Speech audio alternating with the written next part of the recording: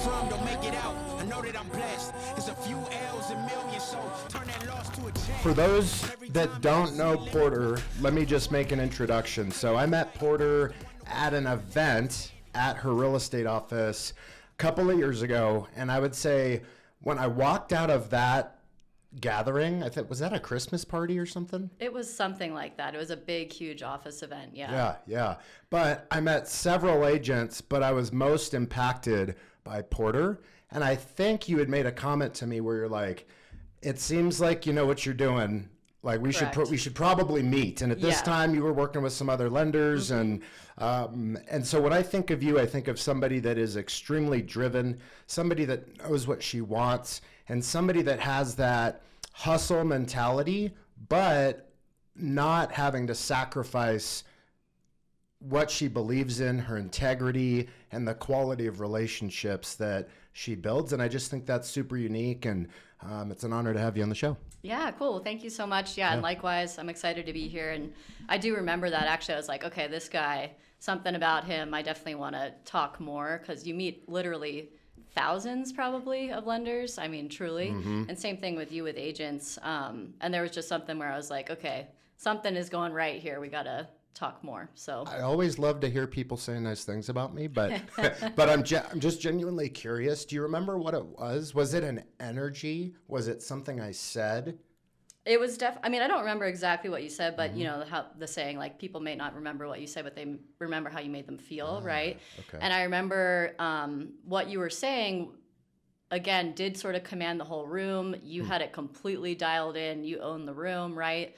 And you came across as a true professional, not just as a lender, but that you had this whole business, this whole team that, you know, set you apart. And the way you packaged things up, I guess, and delivered them was just like completely blew the roof off. So thank you. Yeah, Thank absolutely.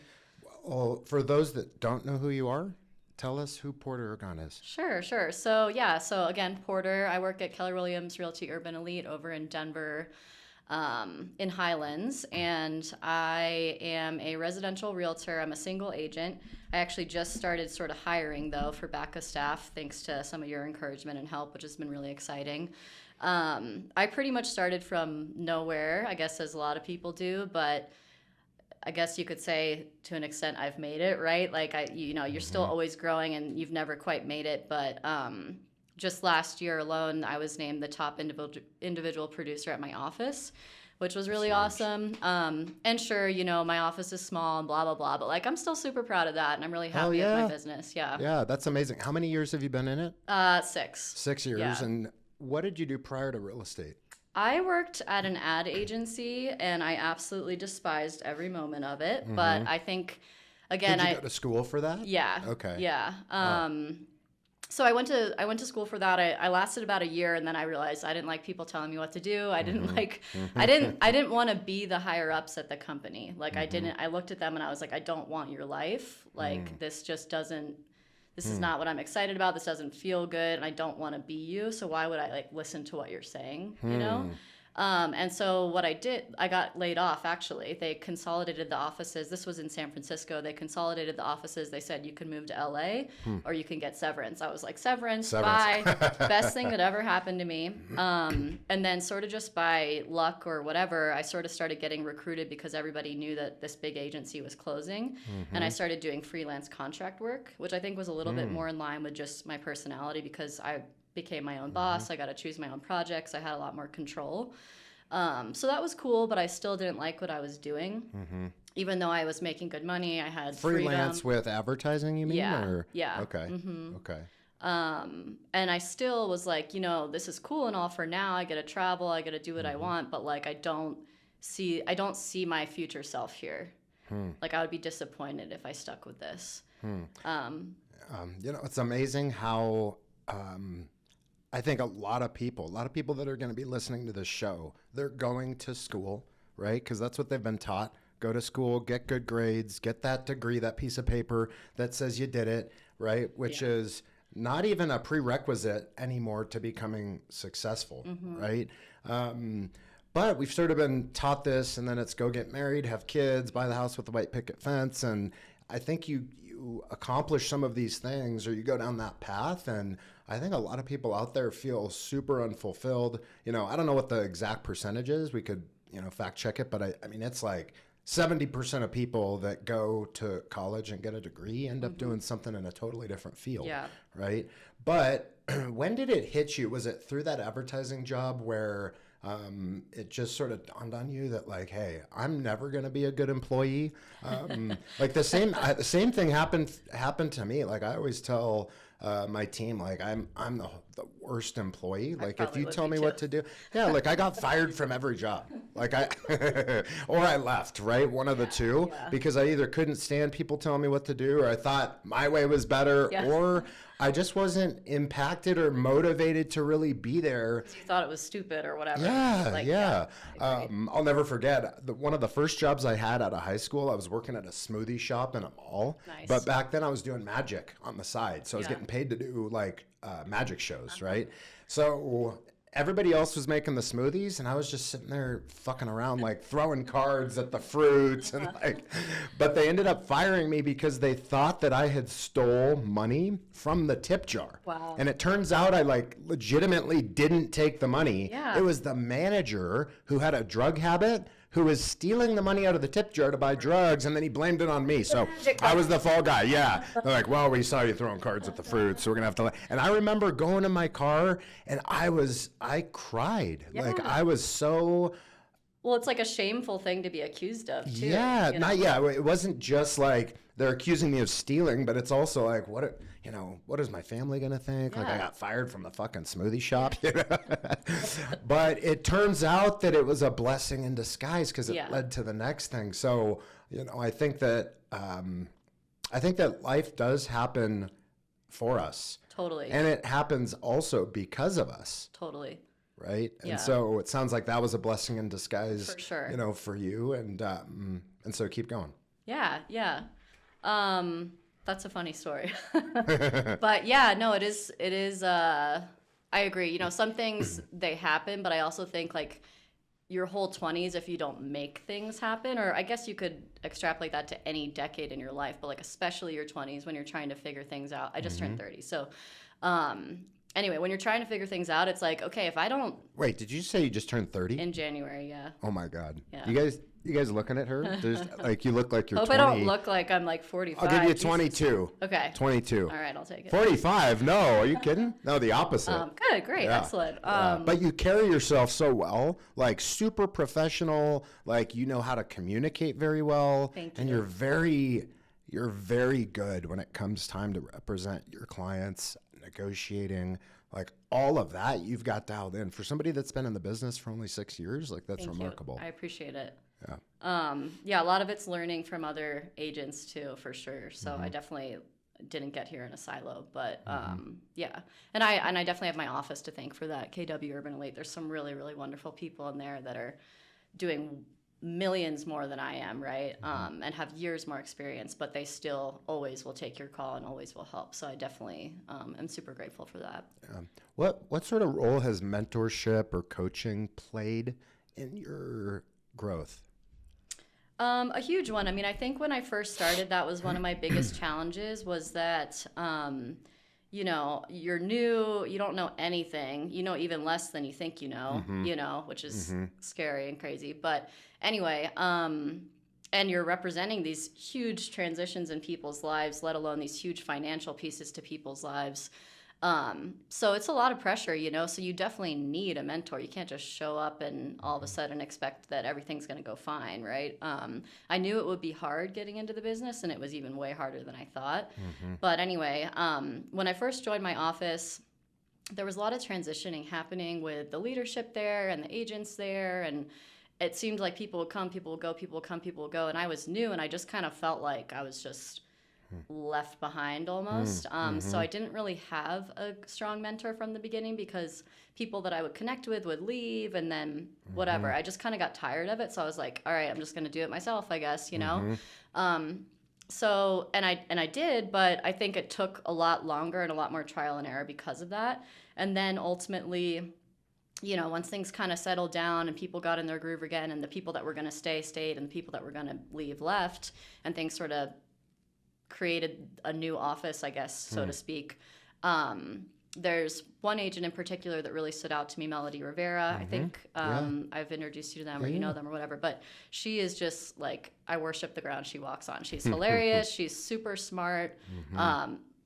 The best agent, probably. Like, I shouldn't be saying this, but she's way better than me. She's great. She's amazing. And anyway, been in the business forever, super investor, owns 100 doors, just like total badass, right? She has been really helpful. She would do classes. Any class she would teach, I was like the front row. So I definitely am really grateful for her being there. And then there's quite a few other people too, but definitely her. Yeah, I think we're going to have her on the podcast. You should. Because she has a remarkable story. But there's only one thing I would add to what you just said, which is it's not that she's better than you. She just has more time. Like, you couldn't expect to be at her level with only 6 years in the business, right? But give it 20 or 30, right? Like, you'll be there too if you want to be. Sure. Right? Sure. If you choose to be. Some people think they want 100 doors, but, you know, they buy 5 and they're like, fuck this. That's you know, true. like, That's this true. is a pain in the ass. This isn't what I want. I'm going to double down on the business and make money in a different way. And that's the one thing I love about real estate is you can make money in so many different ways. Sure. It doesn't have to just be your typical buyer-seller transaction, you know? But I think there's two sides to every coin. Like, when you look at mentorship, because there's a lot of people listening to this where they're the type of person where, you know, they've read all the books, they've gone to all the classes, they've maybe even spent a bunch of money on a coach, but they still don't have the results, or they're still not doing it, right? I think that you got to be really honest with yourself, because sometimes it can be just not a delusional way, but like a way that you convince yourself you're going down the right path, but really it's just you're procrastinating. Yeah, right? Totally. Like, not doing the work. Because the truth is most of us know what to do, right? Like, if we get really quiet by ourselves and we really like just receive, we know what it is we got to do to be successful. But there's so much noise in this industry, right? There's so many new shiny objects and people with differences in opinion, and it's hard because sometimes we get caught up in like, well, who do I follow? Right. And so I think following somebody that has exactly what you want is super important. Like, I can't listen to anybody if they're not making more money than me. Well, in these areas, right? If it's like money is what I want, I can't listen to somebody that's not making more money than me. I can't listen to somebody tell me about health and fitness if they're 300 pounds. If they're overweight, right? Like, and yet there's so many people in the space that are coaching that that's the deal. They don't even really have a business. Right. I totally agree. So anyway, but do you think that for you, the coaching was something that you used to procrastinate, and I know the answer to this, but for the audience, like, or was it something where you invested that time or that money or that, you know, going to all the classes, sitting in the front row and applied it? Yeah, totally. I think in the beginning when, again, you have no idea what's going on, right? And like, I was trying a lot of things. I was listening to a lot of different people. And then, I had the same thought. I was like, but you aren't even doing what you're saying, and you do 2 deals a year. Like, why am I like, you just catch on, you know? And I'm an open person. I was giving a lot of people a shot. I was just trying to truly learn and see what fit and what didn't work. But then you realize, like, not everything is going to fit. Not everyone is going to fit with you. So I think that was just a natural process to go through. But then once I really did find the people, I really did plug in. I really did listen. I really did ask for help. And I'm so lucky that there were people that would give me the time of day, because I think a lot of people wouldn't. They'd be like, oh, you're a person that's going to flunk out in 6 months like everybody else that joins our office and gets their license and then quits. You know, like, they could have had that attitude, but they didn't. And I called so many people. Oh, my God. Like, the Jeremy and Jocelyn helped me a lot. Guy helps me a lot. No one knows their last names. But anyway, all really good people in my office. So once I found people that I connected with and that I respected and looked up to, I think, plugging in really does make a difference. But then ultimately, you do have to kind of just go figure it out at the same time.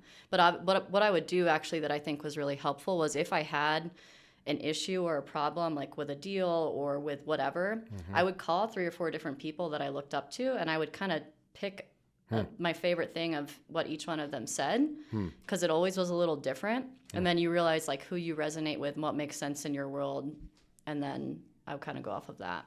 So Yeah, like we've all heard the cliche, you're not work as you're not worth, totally, right? yeah. So it's like, who are you surrounding yourself with? And I remember like when I was younger, I heard that. I'm like, shit, I got to find new friends. You know what I mean? I went through that too. I was like, wow, okay. Yeah.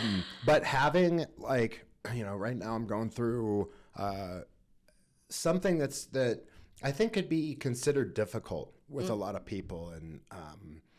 And somehow I've just managed to keep a positive mindset through this. And I think a reason for that is because I'm just continuing to move forward. I'm not getting too hung up on the situation. It's just like, hey, this is a nuance. It's an obstacle that I have to work through. But also I've got some phenomenal individuals around me that I can go to, that I look up to and respect, that can help give me perspective and the ability to make a better decision, right?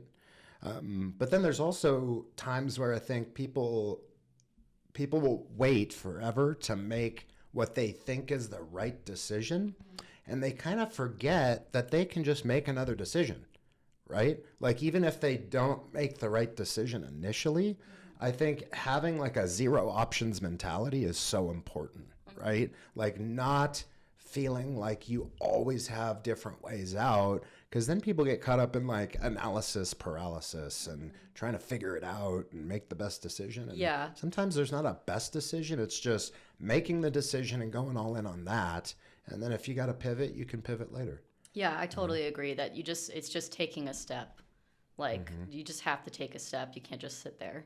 Yeah. So I want to talk a little bit about your recent growth for your team, right? Because we talked about potentially hiring something. But I think there's a lot of people listening to this where they're in the same boat, right? They're going, man, what if it doesn't work? What if I don't have enough things for them to do? What if I can't afford it? What if I hire this person and 3 months from now I do no business and I have to let them go? There's all that. Sure. So first, talk about some of that self-talk that you went through. Like, how long were you thinking about making a decision to hire somebody? God, forever. Probably three real years. When that first entered your head, what do you remember back to like why that came into your head? Like what was it that happened? So at Keller Williams, we have sort of like a coach if you make like X or whatever, if you're in the top percentage of the office. So I've had coaching for, I think at least 3 years. But anyway, they kept telling me, hey, you're at the level, you should hire someone, you should hire someone, you should hire someone. And I was like, oh, okay, but, but then the reality was, I was all those things like, well, what are they, like, what am I going to have them? What I have to pay these people? I have to I have to babysit people. Like, that's kind of what I thought too. Like, cause I am somebody that's like, I'm just going to do it, and, not in the sense of I can't work with people, but it just, it's this whole other almost pressure that you have to worry about. And then I worry about like their bills and like all this stuff, like, so it was a lot of that, but it was literal years of my office being like, you should hire someone. And then like people like you should hire someone or whatever. And then this year, after sort of, I guess, finally feeling like I had like a concrete thing that like I've made it. I know that sounds so silly, but you have I don't know if you've ever had this, but like, I guess they call it imposter syndrome, where you're like, oh, maybe I'm whatever, even though people love you and all that thing. And anyway, last year to get that award, I was just like, well, shit, I guess I really should be like, I did make it, and I do have enough work.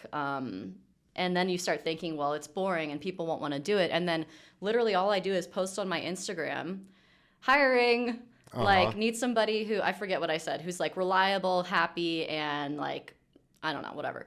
And I get 15 people like, oh my God, that's like, amazing. And I was just like, okay, it was that easy. And so then I set up interviews, and got some really great candidates, and within like a week had pretty much picked somebody, which I know a lot of people would be like, oh my God, that's way too soon. But again, I would rather just take the step than just think about all this stuff. I just want to do stuff. I just want to go Did you forward. make a pros and cons list? Slightly in my head. In your head? Yeah. What were some of the reasons you didn't want to do it? To hire somebody? Uh-huh.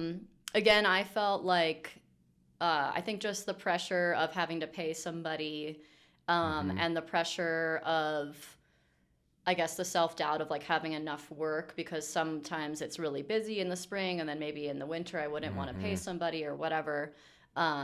So I think it was more just the pressure of having like another bill and another mouth to feed, kind of. Which it sounds like everything you just mentioned can trace back to fear. Yeah. Right? Yeah. And then what were the reasons why you were like, I think I need to do it now? Well, I just am at a point where it's like, thank God, and hopefully I don't jinx this by saying it, but I had like 10 inbound leads in like a week, and I was already really busy, and I was just like, I'm about to ruin everything that I've built if I can't deliver for people. Like if they feel like I'm too busy, and if I'm just miserable and I can't like have fun, like what's the point? What's the point? So I was at like both of those places, and this all kind of happened as I was talking to you, and you gave me a lot of confidence, and you were like, you know, here's how you do it, whatever. Because also, I think that's part of it, not to knock anybody, but like talking to you, somebody who's actually done it and like built a team and built a business that actually works and people don't just quit. Like everyone that I talk to is like, I hate hiring assistants. They just quit and whatever. And it's like, well, maybe you were doing something wrong, you know? If you think about what you just said or what they said to you, it's a self-fulfilling prophecy, right? Yeah. They're attracting that Yeah. by having the attitude and mindset that it's a pain in the ass. It doesn't work. People quit on me, right? Yeah. It's like what they're telling themselves is actually what they're attracting and creating. For sure. If they only looked at it differently and said, I have the ability to change somebody's life. Yeah. This is going to make me 10x my income. I'm going to have to do less of the crap I don't want to do and focus on the quality of work that I want to do, you know? But I think when you're in that place of like, do I do it? Do I not do it? 9 times out of 10, what I've found is it's fear. It's fear of the unknown, fear of like, yeah, maybe imposter syndrome creeps in, or am I good enough, or am I going to be able to continue to do this? I got this award, but you know, rent's due every day, baby, right? Like you got to keep going and prospecting. But 6 years in with the success that you've had, getting an award is something that does build your confidence, and sort of maybe that was the thing you needed to get mentally to a place where you're like, okay, like I'm a professional real estate agent. I run a business, and now it's time to take the next step. I think the mistake a lot of people make though is they'll hire that person so that they can, I don't think they think they're going to slack off, but they like hire the person. Then they start, they're like, wow, this is actually kind of awesome. You know, like I can dump all this stuff on them. I don't have to frickin' do the listing thing anymore or whatever it is. And but it's getting clear on what it is you're delegating, what is your highest and best use of time. I've been talking a lot lately about this book that I just finished reading called 10X is Easier Than 2X. Was I telling you about that? I don't think so. No, by Dr. Benjamin Hardy and Dan Sullivan, who created Strategic Coach. But the idea with this is that if you were to double your income, okay, just think about doubling your income right now and how you would do it. You're likely coming up with answers that are like, well, I'm going to have to work harder. I'm going to have to make more calls. I'm going to have more buyer presentations, more listing presentations. But usually it's not a highly creative, qualitative answer, right? It's super quantitative, just more of the same thing. Yeah, I literally just need more time. I need more time, right? But if you were to 10x your results right now, and whatever that is for anybody listening, like you're making 100 grand a year and suddenly you're making $1 million, right? Or you're making $1 million a year and now you're making 10 million. What is it that you would have to do in order to actually 10x your results? And you're going to come up with very few options. There's probably only 1 or 2 things that you could do, but those 1 or 2 things you haven't even thought of yet because we're in this, old school Henry Ford 9 to 5. Like, I've got to work. I got to work hard. It's almost become a badge of honor to work hard. Right. And the reality is there's only a few things you could do that could actually 10x your results. So getting clear on those high leverage opportunities, and it's probably something that's just way outside of the scope of what you've done, right? Like the big content push that I've been talking to you about, and building the media company, right? Like, as I'm reading this book, I'm going, man, if this isn't a 10x kind of thing, I don't know what is, right? Because it's in a totally different space, but it's super high leverage, right? It might take longer, right? But eventually you build a personal brand, and now it's like, and dude, like, imagine you have a massive personal brand 5 years from now. I mean, you did an Instagram post, you got 15 people. Like, imagine when that's thousands of people, right? Now it's like, you're not even responding to it. You've got to have a team just to handle your DMs. Yeah. Right. And how do you capture those leads? Right. So it's like figuring out your highest and best use of time and slowly working in that direction. And I would encourage you, any task that you're delegating to your assistant, filter it through that, like, hey, what am I getting paid per hour? Right. And is this a task that's worthy of my hourly rate? Right? Or can I pay somebody else? Can I task this to my assistant because I'm paying them, whatever, you're making $100 an hour and you're paying them 20. Why would you do a $20 an hour task? Right, exactly. Right? Yeah. So when did they start? Monday, yesterday. So first day, how'd it go? Friday, technically, but yeah. Really great. Yeah. I mean, I'm realizing, and this is funny because you said this too. This is exactly what you said. What happened? You're like, you're going to have to be that much more organized. You're going to have to work that much harder. Yeah. And it's true. Like, I had to show up at that certain time. I couldn't get distracted by other things or other calls because we had to do this at that time. And I'm realizing, like, all these things are just in my brain, and I need to, like, it's a good learning experience for me too, because I've never necessarily managed someone else before. So I have to get everything out that's a mile a minute in my brain, like, into a process for them. So I've had to slow down and go through that.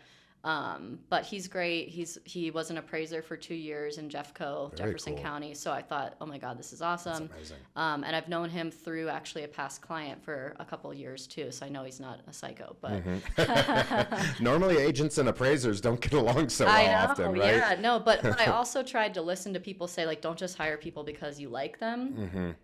But the good news is I do like him too. So, but he also had that awesome skill set.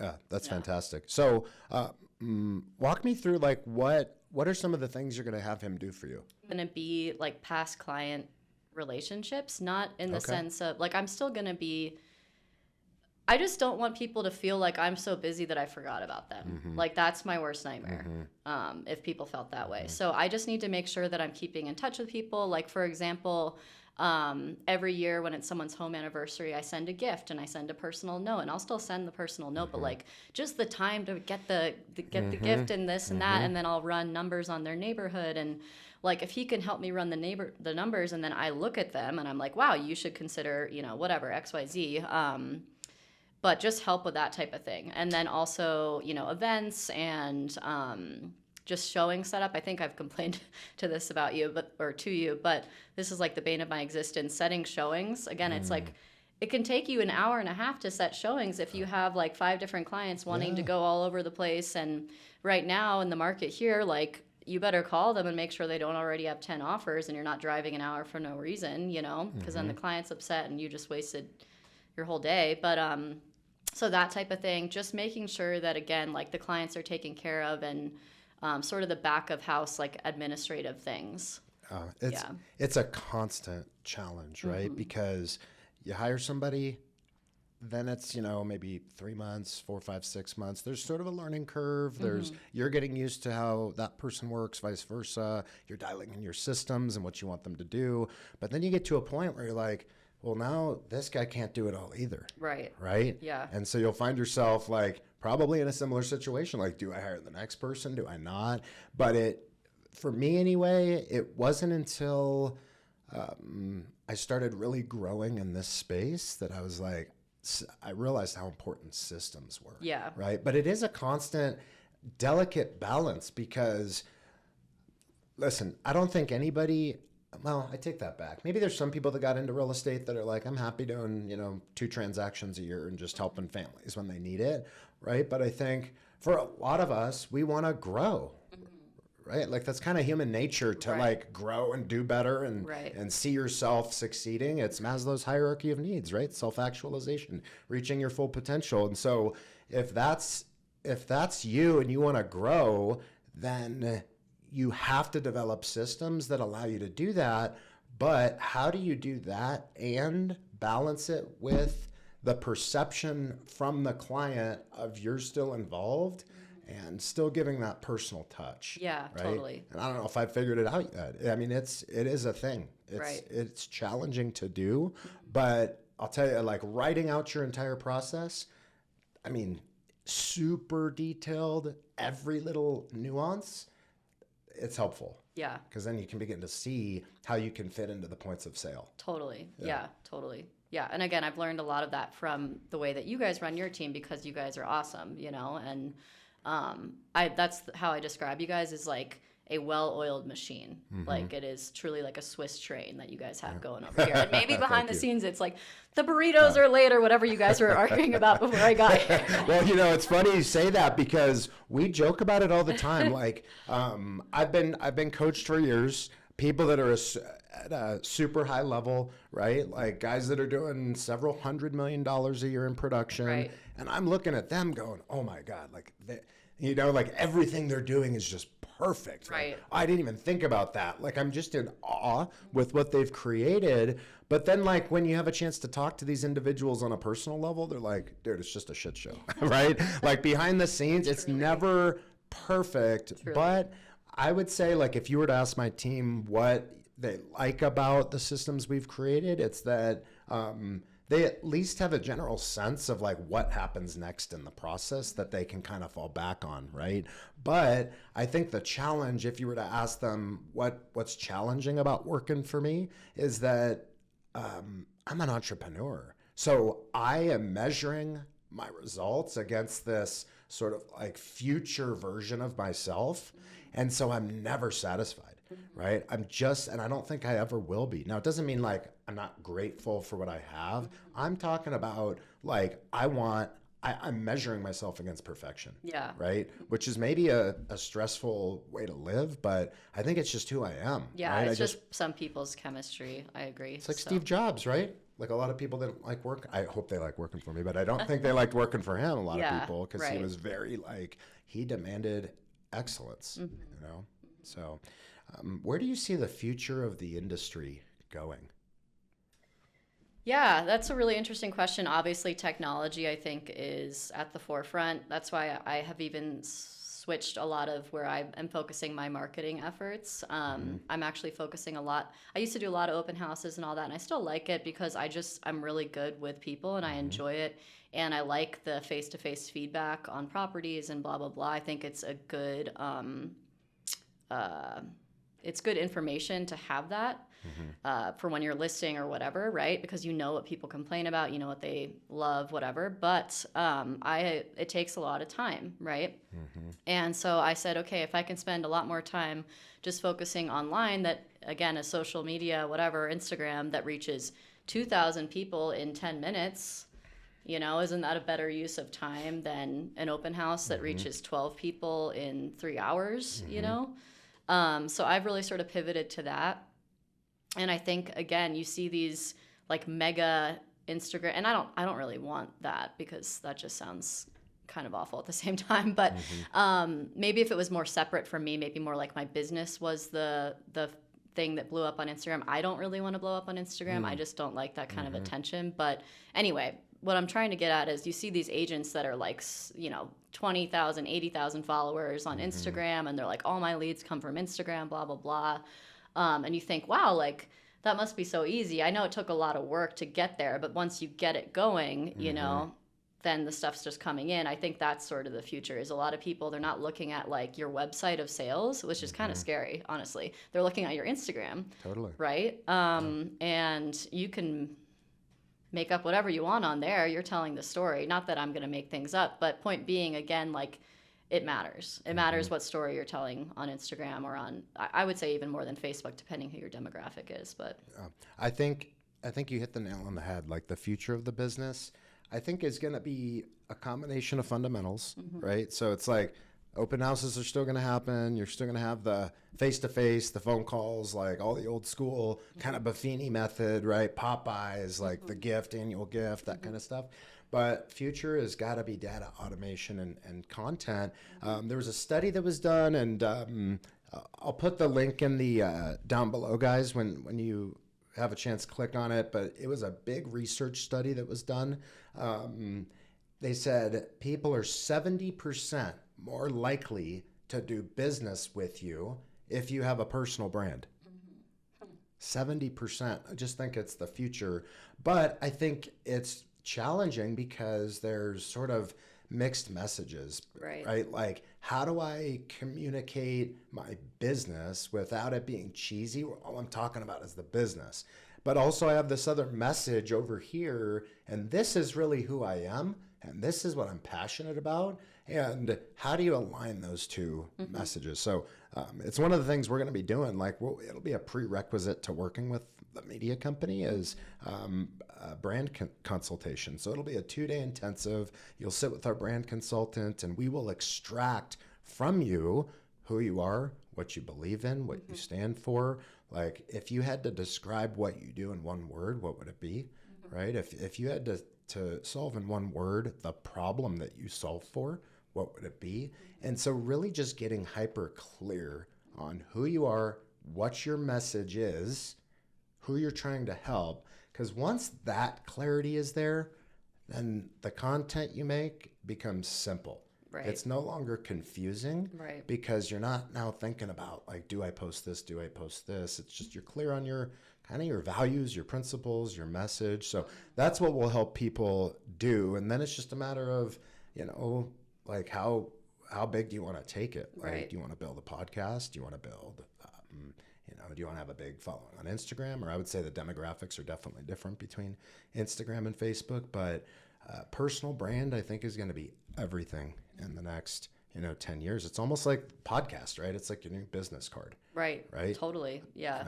And I think that's what finally I was like, man, I'm a ghost online. Like nobody, like I think I have a fairly good reputation in the market, people that know me like this. And for years, that's how I conducted business. I just think it's changing. Totally. And I sensed that. I don't know if you did, but just over the last couple of years, right? Exactly. There have been a lot of changes, this whole thing with NAR. And I don't know, can you talk about that at all? Yeah. Yeah. What do you think about that?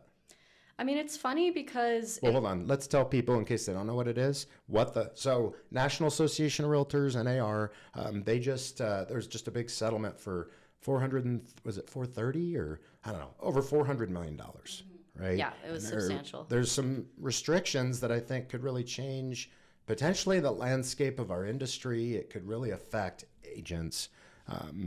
So yeah, I'd love to hear your thoughts on it. Yeah, for sure. It's funny because when this all started hitting the fan, so to speak, I was kind of sitting there going like, don't cancel me, but I didn't understand what the big deal was because I just felt like I already did all this. Canceled. I mean, probably. I was like, I already do all of these things that people are saying that we don't do. And then we were obviously in our office talking about it, and they said, whoa. In some states, they don't even have a buyer agency agreement. And I was like, oh my God. Okay, now I get it. Now I get why people are so upset because, of course, that's not clear who's representing who and who's getting paid and what. But in Colorado, we have had that for as long as I've been in business, and that's always part of my consultation. I don't just say, I hate when people don't talk about price. I hate that. Like, that drives me nuts. If I was meeting with somebody, what does it cost? Because it's the elephant in the room, right? So why not address it? And I don't think you're a professional if you're not talking about what you cost. I mean, it's like, drives me nuts. I've been planning a wedding, and like, if someone doesn't say what it costs and it's this whole song and dance about like what it costs, I don't want to work with you. So I haven't done that.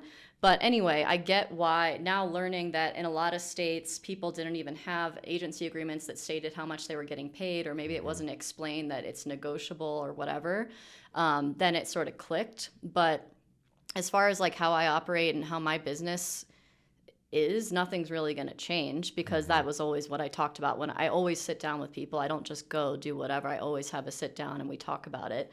And commissions are negotiable. They're not set by law. That's the point. You never were obligated to pay anybody, but for what I do, right, here's my expectation. If we want to remove this piece, we can talk about a different price or whatever, but it's always a conversation that I have up front. Yeah, I think so. They say about 1 million agents are going to be removed from the industry as a result of this thing, because you're going to have a lot of people out there that aren't professionals. It's not their business. And so they have a challenging time addressing their own value, right? And I think the perception, unfortunately, which is not true, but the perception is, what does an agent really do for me? Like I can, and, if I'm being honest, like, people can find homes online, right? But that's not all an agent does, right? It's everything else. Like, what's going to happen with, okay, so you've got a client that comes to you and says, hey, Porter, I've seen these 5 properties. I want to go look at them, right? Well, how are they scheduling showings now? Is the listing agent going to want to run around and make all of these private showings for the potential buyer when they're likely not getting paid, right? If they negotiated with the seller not to pay a buyer commission, but now the listing agent's the one that's having to set the appointments. I don't know. I think it's a little bit of a shit show. Maybe they didn't think through the whole thing. But I think it's happening, right? Yeah. And I think it will evolve into something that's probably more beneficial in general. And I think so even though commissions are negotiable, I think the problem that was being had was that there's an element of collusion with this thing, right? And I'm probably going to get a bunch of hate for saying this too, but like if you kind of think about it, it was sort of just an industry standard and expectation where when you're communicating with a seller, you're like, hey, like we're going to have to pay the buyer. Here's the standard. And I think that's where it gets a little tricky, right? Even though it can still be negotiated, I think that there's sort of this industry standard that has been accepted, and that is where I think the problem has been. Now, if you're selling a house and you choose to pay the buyer's agent, then you should be able to do that, right? And you can, but I don't think you should be forced into doing it, What do you think happens though? Like if it comes off the MLS and you have no idea whether or not you're getting paid, a client says, hey, Porter, I've seen these 5 properties, and you look up all 5 and it doesn't say that there's any commission being paid because that's part of the new agreement, right? Where you can't tell people what they're going to make or not make. Right. So then what are you doing? You're calling those listing agents saying, hey, it's a whole other is your seller paying? Yeah. No, I mean, that's, I think it's definitely going to be a little bit of a shit show in the beginning. I'm really not super worried, to be honest, though. I think there's always been discount agents. There's always been for sale by owners, right? And if people don't appreciate or need what I do, cool. Like that's fine, right? Like I don't want to work with you either if that's the case. Like, but you know what I mean? I mean, really, I'm not trying to be a jerk. It's just like, okay, because I know what I do. And I think clients who work with me realize what I do too, right? But as far as like, how it's advertised, I think that's gonna hurt the situation, honestly, because then people don't know. Like, I thought the whole point was that people want transparency, and now if it's not even advertised, how is that transparent? Right? So, and it's almost creating an awkward conversation too, right? It's just like, hey, you're gonna pay me, and then you're still obligated to go show the house. And well, that's sort of the thing. And again, I mean, I guess everybody does things differently, but like from the get-go, sometimes there's builders that only offer a fee that was lower than my standard as a buyer's agent, and sometimes it would make sense if it's like, you guys only, it's only this much work because it's, whatever. But I always would look at that and I would discuss with my buyers, hey, they're not offering a compensation on this, or hey, they're offering a compensation, but it's lower than what, we agreed when we sat down. Are we gonna, are you guys comfortable bringing the difference? And there's been plenty of cases where I've just said, screw it, I don't care, and I just eat the difference, but there's certain situations where it really isn't worth all the work and the gas and that 7 months that you've been looking, So those are conversations that I've always had with people anyway prior to showing a house, because I want them to know if they're on the hook or not.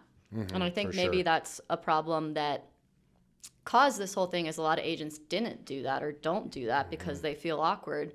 But I mean, again, any other person you would hire, or business you would hire, there's a cost. It's just, why are we treated any differently? It's frustrating. Well, I think the benefit of all this is that it's going to show you very quickly who is serious and who's not, right? Like, I was talking to this agent yesterday.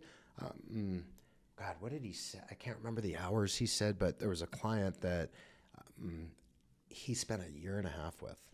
A year and a half where he goes, Derek, I made $4,800.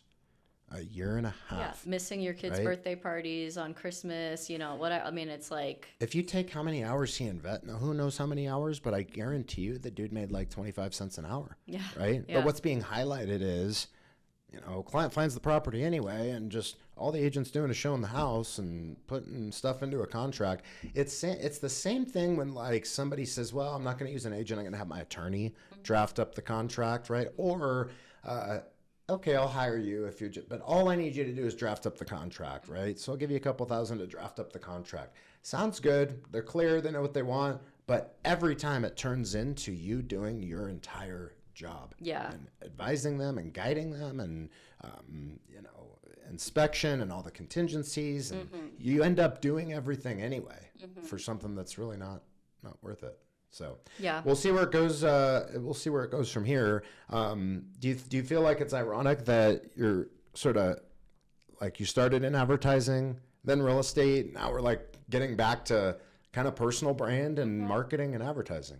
No, I mean, I think it all lends into, again, why, I didn't just jump into this like for fun. Like, I was very calculated, just knowing myself, knowing my skill set, and again, like knowing my needs, just based on the way that I'm made up in, my head and heart and all that. But yeah, I mean, anytime you're running a business, like, you need marketing, period. It's not a business. So, but yeah, I think it's all valuable skills to have. And yeah, but that's it. Where do you envision your business over the next few years? Like, do you think you'll just continue to hire support for you? Do you think you'll build a team, or have you thought about that at all? Yeah, I think if a team sort of organically happened, I might be open to it, but otherwise I'm not super keen on a team. Just because I do kind of think that in this business, you kind of are going to do it or you're not going to. And again, maybe this is just my, jadedness or whatever, but I just think, like, if you're going to do it, you're going to do it. And if you're on a team, you're essentially working for somebody else. So do you have that, I'm probably getting in trouble for saying this, but like drive to do it on your own? I don't want to be babysitting people. And I know there's plenty of teams that people don't need to be babysat and life is good and everybody works hard, but I think that's my fear of a team, that people are just kind of followers and don't want to put in the work. Because I've heard that story a lot when people hire agents. They come, you invest all this time in them, and then they leave and they, screw you over, whatever. So I don't really see myself going there. I do see myself as possibly hiring more people just so that I can, again, just enjoy my life more and not be, glued to my phone or my computer all the time. And I do want to have a family and all these things, right? And I don't want to be, working at the level that I do. I really don't, because again, I just think at that point it's not worth it for me. So if anything, I could see myself just hiring more people for sort of back of house things. Yeah. So 6 years.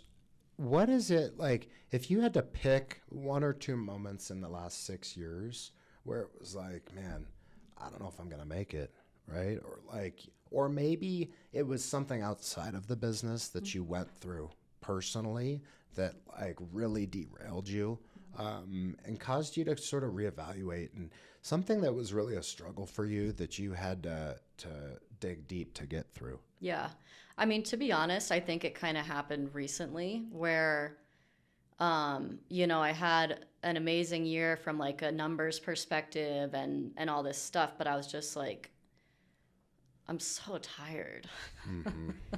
Like, I'm just so tired, and I'm so sick of having to be like on all the time, Because it's 7 days a week. Yeah. You, right? And it's 10, 12-hour days. And it's like, it it doesn't matter if I literally was literally getting married. Like I have a big wedding coming up, but I did a small family thing just so my grandparents could come. Oh, cool. And I was literally getting married and I'm like working. What? And I was like, this is fucked up, Oh my gosh. Because it's like, it's just how it is. And did the people know you were getting yeah, married? nobody cares. Nobody cares. Nobody cares. Oh my You know God. that. Nobody Yeah, cares. I When know, they want I to do know. something, they want I to do know. something. And, it's just. The thing that I struggle with that is like, it's not that, I don't think it's that nobody cares, but it's that I think people care more about themselves. Yeah, for sure. Right? Everybody does. And I think that, so I talk with my team a lot about this, right? Like, they don't care that they're asking my team to work at, 9 o'clock at night, working on a pre-approval and collecting financials and going through 1,000 different options. And then, some ABC lender down the street quotes an 1/8% better Exactly, rate. yeah. It's like, how do you stop that from happening? Right. Because it is such a massive commitment. Right. It takes a lot of bandwidth. Right. And so there are things we've started to do to hopefully, alter that from happening as much as possible. But the thing I always think about is they're like, if it's not me, then it's somebody else, because there's some other lender Yeah. that's willing to frickin' do it. Yeah, exactly. Right? And and you've been working so hard on these people, and it's always, I always joke, like, as soon as I'm getting on a flight, it's like 3 people want to list their house Yeah, that I've been talking I to know. for 3 years each. And again, same thing with my, small family service. And yeah, someone else will. And then sometimes I'm like, fine. Like I have had those moments, but then that kind of Just like stinks surrender, too. you mean? Yeah, Surrendering and I'm to like, it? if you want to, whatever. Like I'm not doing this right now. So I definitely have had some boundaries. Could have more, but that is something that I'm definitely working on, and that's again why I've hired people, so that it's not all on me all the time. But that was one of those moments where I was like, this sucks. And this is going to be the rest of my life, and that's a scary thing. Like 30 more years of this, sounds really bad. Yeah. Interesting. So that's something you had to kind of push through recently. That was a struggle, just setting boundaries and how do I fix that? How do I fix this? Because I know there's a way, but just how do I do it so that it's not just all on me all the time? And again, that's why I'm really feeling good that I hired somebody and all that. I know there's going to be things that always are going to be me, but something else that I did recently was another single agent in my office that I respect, I look up to, does a similar volume of business, is a nice person, runs a similar business. We went and got smoothies, and I was like, we need to have an alliance. And she was, I thought she would be like, oh, whatever. But she was super excited. And she was like, oh my God, I'm so happy that you asked, because I'm struggling with all these same things and blah, blah, blah. And so again, I was like, and my, fiance has helped me with this too. He's like, there's a way, you'll figure it out, but just, you got to figure it out. Don't just feel paralyzed, So That's good advice. yeah, totally. So anyway, I met with her, and I was on my bachelorette trip a couple weekends ago, and did I still work a little bit? Yeah, I did. But did I have her, because people still call me, even if you're like, hey, this is the person, they're helping you, whatever, is what it is. I'm working on that. But even just to be okay, I don't need to do it all myself. There's someone that's completely competent and awesome, that's willing to help me if I'm gone for, oh my God, 2 days, and I told her, whenever you leave, I got your back, no questions asked. So I think that's been awesome. good. Yeah. And super important, right? To have that backup and, something that we've started doing, and it's always a constant test, right? It's because the feedback loop isn't immediate. Right? Yeah. And you can't say, well, one person didn't like that I didn't work weekends, but then somebody else has no problem with it. Yeah. Right. So it's unfortunately, and that's one thing I think that's awesome about content is the feedback loop is immediate with what you put out there. But when it comes to setting expectations with time, we've started to say, listen, like every other lender on the planet, we work Monday through Friday, 8 a.m. to 6 p.m. Those are our hours. So we're going to ask that anything you need falls within that time range. However, that being said, we understand that there might be a 911. There Right. might be a critical issue where if you can't reach me or I can't get in touch with the listing agent because you're writing an offer, you're going to lose the house. Yeah. That would be an example of a time where I've got your back. Like, I'm going to be there. Yeah. Right. But I think it's talking about what, there's another agent I work with, huge producer. She is very clear. I do not work Sundays. Don't call me. Don't text me. I don't work Sundays. But she does it in a way where she's setting the expectation up front. Yeah. So it's like, hey, if you need something, let me know on Saturday. Let me know on Friday. Right. Right. So I don't know. I think it's just a constant evolution of your mindset and business and what you want and what's that feedback loop look like. Totally. Yeah. I appreciate you coming on the show. Yeah. Before we end though, tell everybody where they can find you. At Finding Home with Porter. On Instagram. On Instagram or findinghomewithporter.com. Cool. Denver. But if you are looking in other states as well, I have a really great referral network too. So always happy to connect you with whoever you need, wherever you are. I focus on a lot of first-time home buyers in the Denver metro, but that's not all I do. I do a really awesome, that I'm really proud of, sort of mini flip listing where I sort of glamorize and give your place a makeover to make it sell for top dollar, which is really important right now. That's amazing. Yeah, so that's a really fun side of what I do. But yeah, whatever you guys need at Finding Home with Porter. Cool. Well, thank you so much for coming on the show. It's great to have you. Thank you. That Fun was to awesome. chat. Turn that loss to a check. Every time that I see a limit, I push right past it. Don't care if you got here first, the one to win is the last one standing. Say my life is like luck, nah, I had to plan it. The way I work is out of this earth.